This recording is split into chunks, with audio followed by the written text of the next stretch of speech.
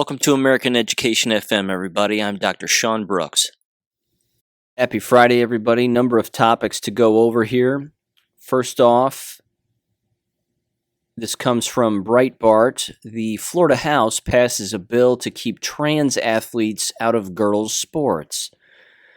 Again, the simple fact that we're having to make laws about this is outrageous. I can't even believe this is an actual thing.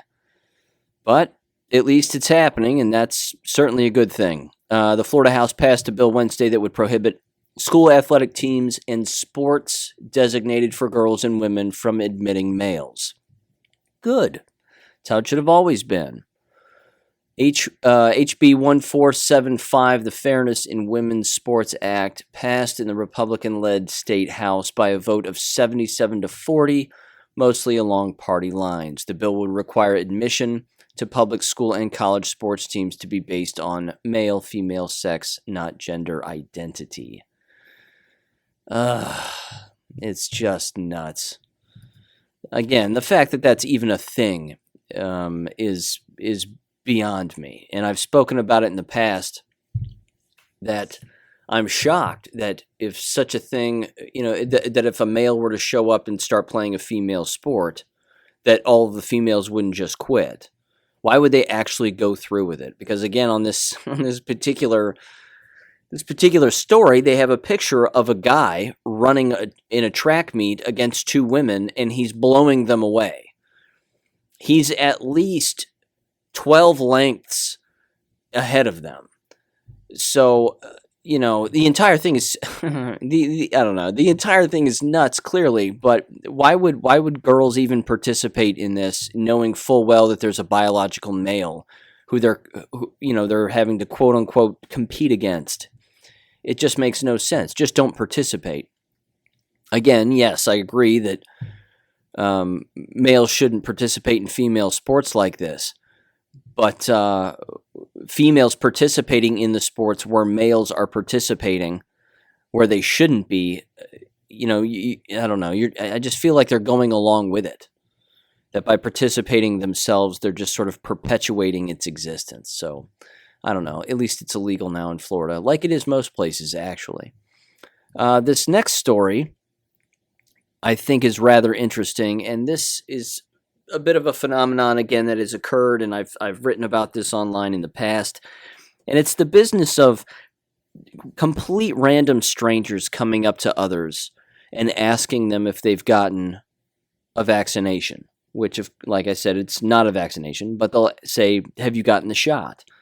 And I commented online about this, and as it turns out, my own mother has been asked this question at least 3 times now by complete strangers. And what I stated online is that nowhere in the history of human beings has such a thing ever occurred in the past, where a complete stranger will approach another, either standing in line or one person is waiting on the other or whatever they're doing. And one person will look at the other and say, "Have you gotten your shot yet?" And then gleefully brag about receiving an actual shot. And they say, "Well, I'm going to get my second or my third, in the next day. I can't wait." This is a level of brainwashing that has never occurred before. I mean, and I said this in the online post. I basically said, this is proof of the Matrix. This right here is proof of it. When you have a total stranger saying such a thing to you in public, and you're looking at that complete stranger as if they're nuts, because they are, and that stranger is looking at you after you say no, or it's none of your business, or whatever you may say back, if you say anything back to them, that if say, for example, you were to say no, if they look back at you and they think that you're the crazy person, that right there is the divide. But never before in the history of medicine, to my knowledge, has anybody publicly done such a thing among strangers, among complete strangers. We don't ask each other if we've ever gotten colonoscopies, do we? We don't ever ask each other standing in a line next to a complete stranger if they've had their pap smear or their breast exams. Well, I got mine yesterday. I can't wait to get my second one. No one does that. But people are doing it now because they're full-blown brainwashed. It really is sad. It's very, very sad. And that leads me to this particular article here. Not so much an article, more like just a fact definition. But it comes from healthcare.findlaw.com.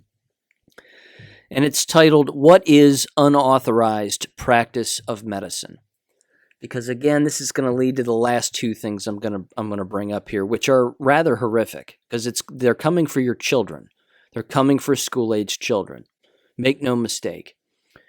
It says, and this is created by FindLaw's team of legal writers and editors, and it was last updated on June 20th of 2016. It says, quote, "The unauthorized practice of medicine occurs when someone gives medical advice or treatment without a professional license. The prohibition against the unauthorized practice of medicine is a precaution against people who would try to treat others without the proper training, or by using unproven methods which could harm or even kill their supposed patients. As a result, all states make the unauthorized practice of medicine a criminal offense with potential serious penalties. However, the practice of medicine itself is a slippery term which can be difficult to define. Of course, because it's the word practice. It means they're trying things out. Continues, quote, "What is the practice of medicine? Since states are responsible for providing medical licenses, each state has a slightly different legal definition for the practice of medicine. In general, a person practices medicine when he or she tries to diagnose or cure an illness or injury, prescribes drugs, performs surgery, or claims he or she is a doctor." There's a lot there. That should sound like schools. It should sound like workplaces that are pressuring and forcing people to do this. Sometimes activities that might be considered the unauthorized practice of medicine are legal even when performed by people without a medical license. For example, schools may administer prescription drugs to students who need them because a doctor has already prescribed the drugs, and it is generally considered safer than leaving the drugs in a student's hands. Well, of course. Again, school nurses will hold on to insulin, and in many cases, the diabetic student will have to enter the nurse's office in a school building to receive the insulin. They don't take it by themselves. They take it in the presence of a nurse. Same thing with any prescription pill, for example, that has to be taken either on an hourly or bi-hourly or whatever, a daily basis at a particular time of the day for a student. They'll do it in the presence of a school nurse, but they won't do it on their own. What school nurses typically won't do and shouldn't do is actually administer the drugs themselves. I mean, they can. They're licensed to do it, but in most cases they don't. As far as these shots are concerned, no chance. I've never heard of a school actually administering shots to people who attend that school. I'm not saying it doesn't happen, but again, they're coming for your children, and many of these, unfortunately, school boards are claiming that such things are going to happen. And then, of course, threats are occurring with either job loss or whatever. This is a serious legal slope here. He continues here and finishes up on medical advice. Quote, "The practice of medicine becomes trickier to define when you look at medical advice. There are a few guidelines, however, that can help define when medical advice is the practice of medicine, quote unquote. In general, advice as the practice of medicine has several of the following qualities. First, advice might be considered the practice of medicine when the person giving it claims he or she is a doctor. This is because the title of doctor indicates that the person giving advice has gone through the rigorous process of medical school and succeeded in obtaining a medical license. So your friends cannot be considered to be practicing medicine when they tell you to take more vitamin C, since they never claim to be doctors.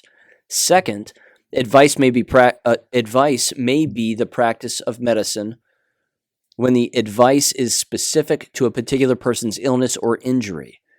Magazines and websites that offer general tips for getting over the common cold, therefore, are not engaging in the practice of medicine.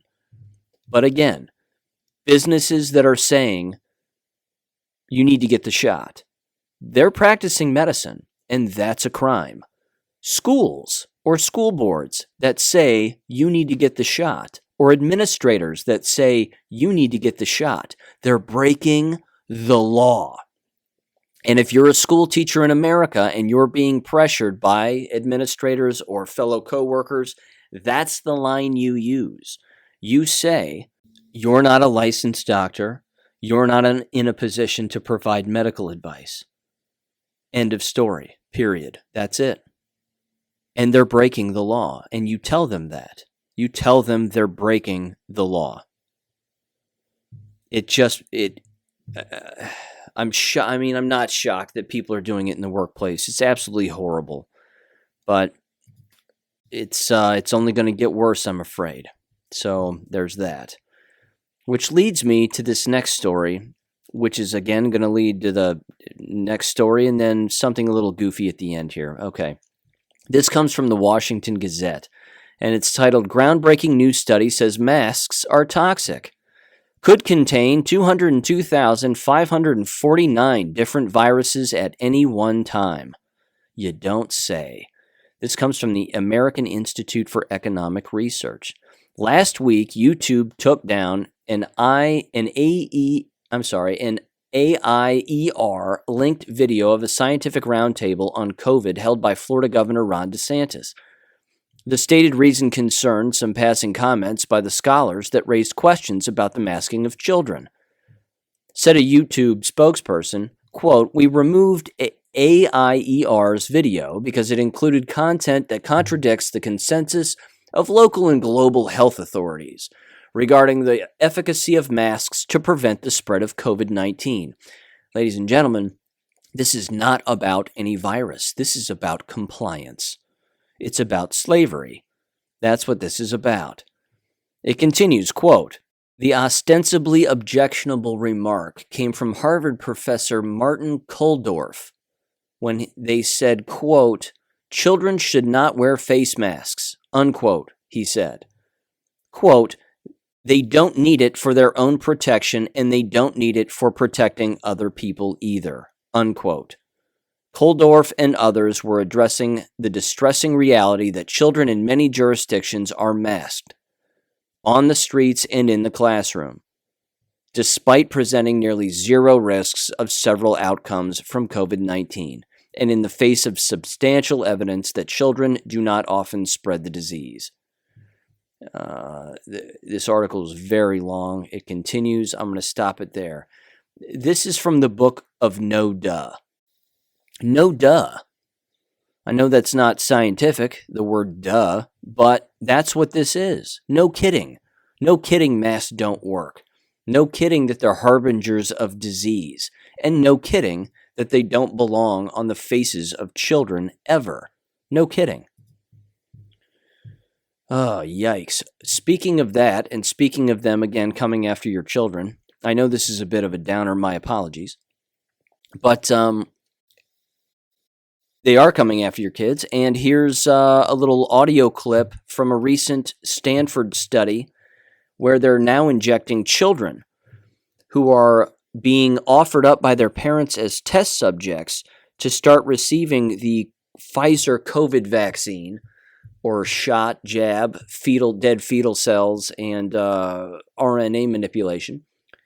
And the people every single human being in this audio clip that you hear is an absolute monster, except for the two young children, and I mean they are very young. One of them is a toddler, and the other is a newborn. And it's the toddler who's been offered up to receive the jab. But every single person, every voice you hear in this entire thing is an absolute monster, and I'm going to save a little comment for the last part of it here, but go ahead and give this a listen.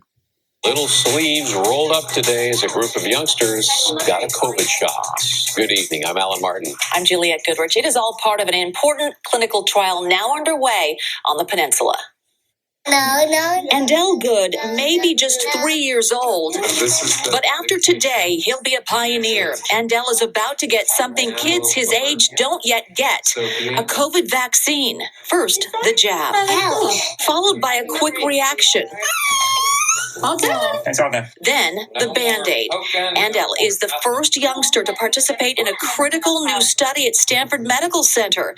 His parents were motivated. Kids are getting infected just as much as adults. Zena Good is Andel's mom. She's an immunologist at Stanford. Even though not many kids die from this coronavirus, it's still a few every month, and you don't want that kid to be yours. In a few weeks, if his parents can catch him, Andel's 7-month-old baby brother Soren will also join the trial. He is learning to crawl. The study will enroll nearly 150 kids. They all get a real COVID shot, the Pfizer vaccine. The goal to determine what dose works best. At first, children will be given very low doses of the Pfizer vaccine. Pediatric infectious disease specialist Dr. Yvonne Maldonado is heading up the dosing trials. Those children will be observed for side effects and reactions, and if those are acceptable dosing, then they will go on to the next highest dosing. Once a safe and tolerable vaccine is established, a larger study in small children will be launched. 25% of our population are children. Infectious disease expert Dr. John Swartzberg at Cal says to get herd immunity, kids need to get vaccinated. So that they don't spread it to people who are more likely to get sick. Mom and dad, grandma and grandpa. As for the Good family, they adore their little boys and would like to resume a more normal life. I feel like we all need to do our part to make it go away. Now, this study is already fully enrolled, but a larger study for the same vaccine in kids age 5 to 12 will be conducted later this spring. And for more information, just visit our website, kpix.com.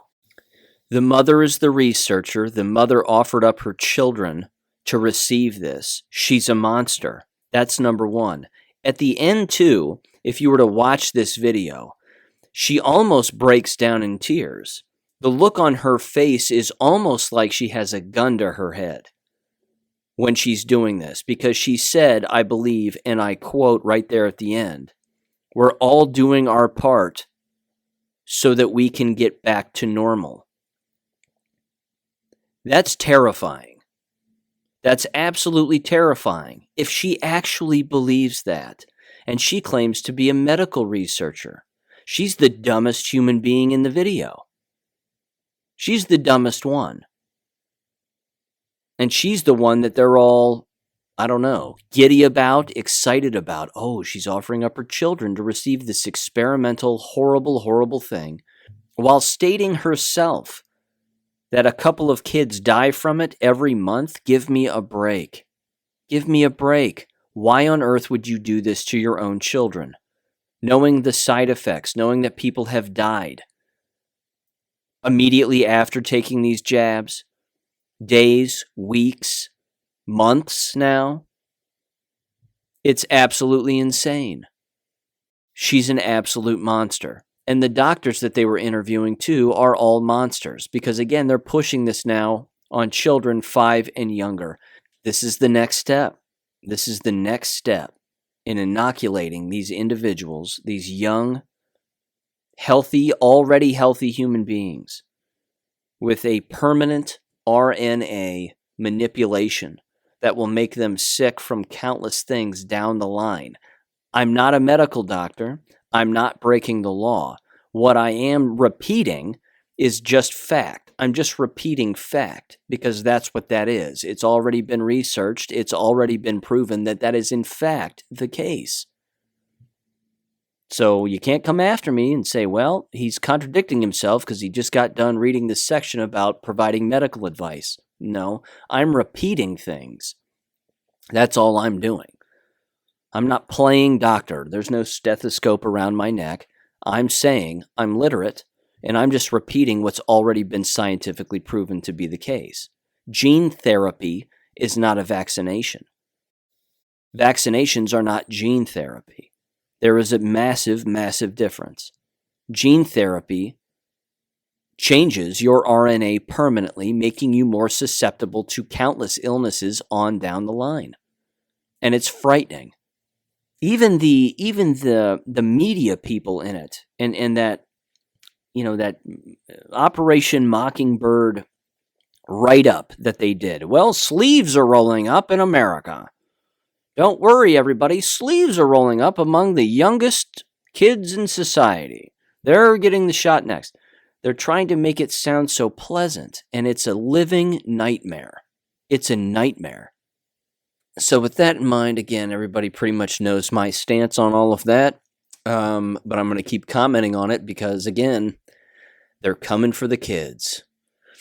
And notice again, and I've reported on this before, but and certainly made mention of it, but notice how the media never talks about all of the teachers that are falling ill or even dying as a result of this vaccination. Remember in the past, I've brought up massive school districts, entire school districts of teachers who all lined up to get the shot, and they're all taking their selfies. Oh, look, I've got the shot. And then they're out for like 5 days because some of them are dead and most of them are sick from taking it. It's absolute peak stupidity. There's no way around it. Speaking of peak stupidity, here's the last story. It's kind of funny and sad, but funny, I think. And I don't know, it's just weird. But if you thought that all school teachers are solid human beings, there's a drug dealer among some of them, believe it or not.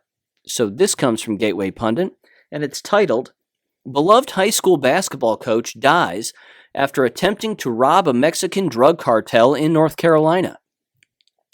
That entire title, I mean, you almost can't make it up. So here's the details. It says, quote, "A beloved high school basketball coach turns out to be more than just a basketball coach. He is found dead in what appears to be the aftermath of him trying to rob a Mexican drug cartel. Coach Barney Dale Harris was a beloved basketball coach at Union Academy Charter School," the Daily Beast reported. Students and parents alike joined in mourning the sudden death of a popular high school basketball coach earlier this week in Monroe, North Carolina.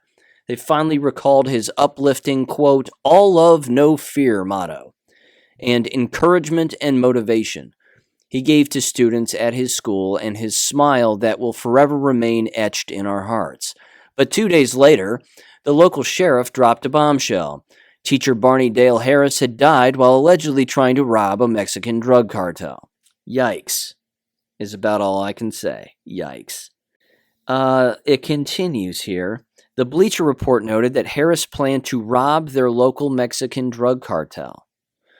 The Alamance County Sheriff's Office alleges that Harris and his brother-in-law, 32-year-old Stephen Alexander Stewart Jr., went to a stash house with the intent to steal drugs and money from the cartel, per Hank Lee and Brianna Harper of WCNC Charlotte.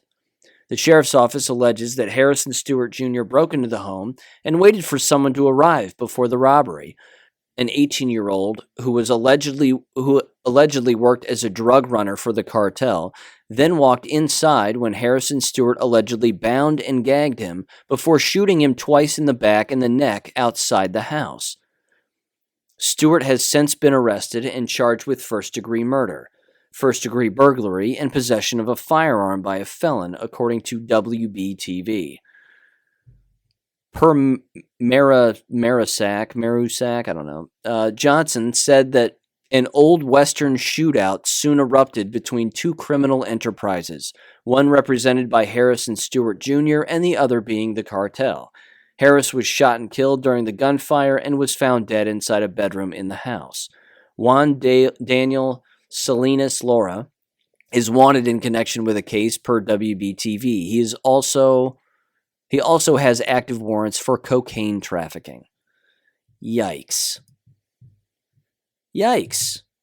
School teacher tries to rob a drug cartel for their drugs and their money. I think this clearly defines the extreme example of what happens when a teacher gets out of their lane.